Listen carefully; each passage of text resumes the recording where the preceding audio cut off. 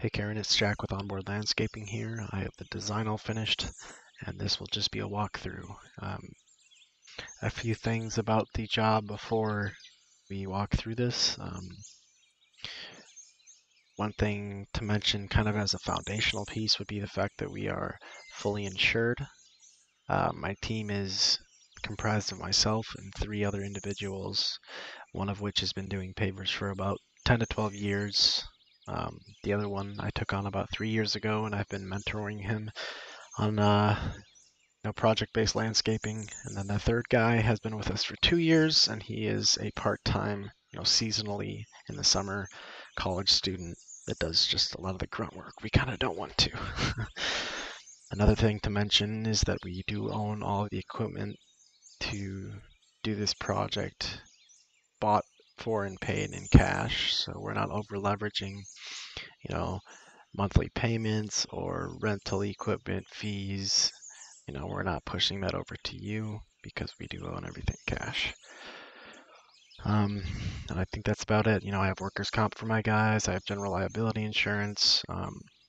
Another thing to mention is, through the process, which would be, excavating, doing quite a bit of grading, garden bed minimizing, and all that stuff, what we'd have to do is use a laser level to keep in mind considerations for drainage.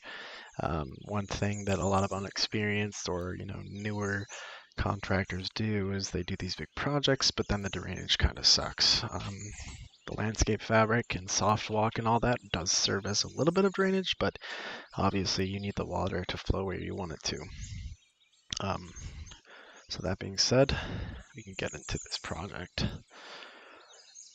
So this first garden bed is minimized quite a bit.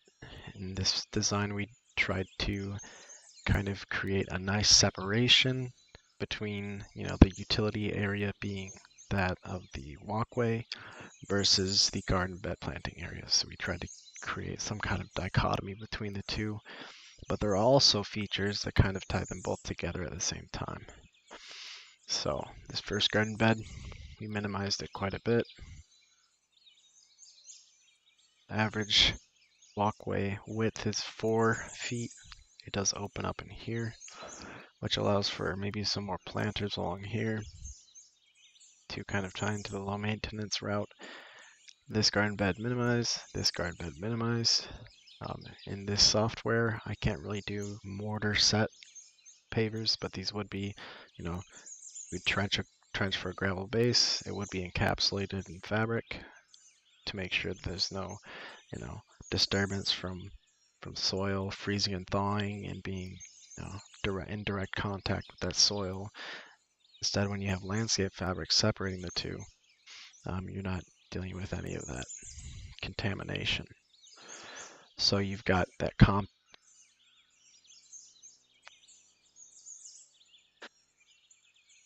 this design, I can't really do it, but there would be hand mortared joints to add more structural stability and everything. So that's one of the keys that not many hardscapers use, is that landscape fabric, which is such an essential step to keep the lifespan of the project even longer. So yep, this garden bed minimize, this garden bed minimize. You come through here, you've got a little bit more open space.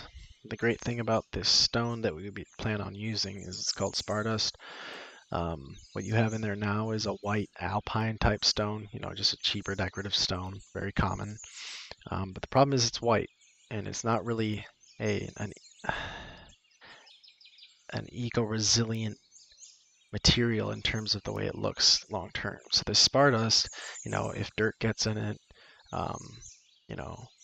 wood chips, whatever, it really doesn't look that, it looks normal still. It doesn't look dirty or gross or anything.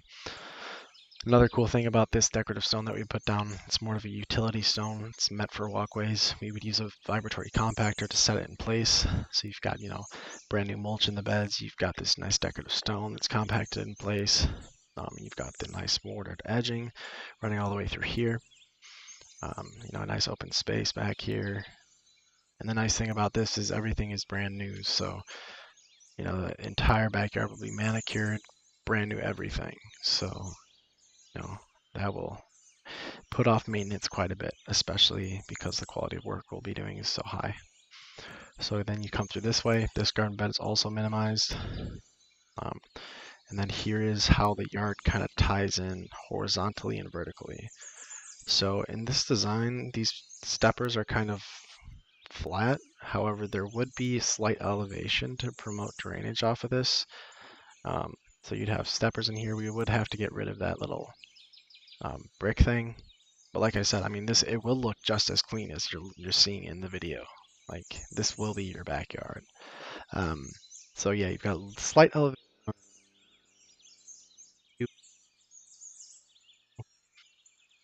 Now we said we didn't want to do mulch in this section. We can always do rock. I just did a black mulch to kind of add even more contrast back here. Because, in those late springs to early winters, sometimes you look in your backyard and maybe you don't see a lot of foliage.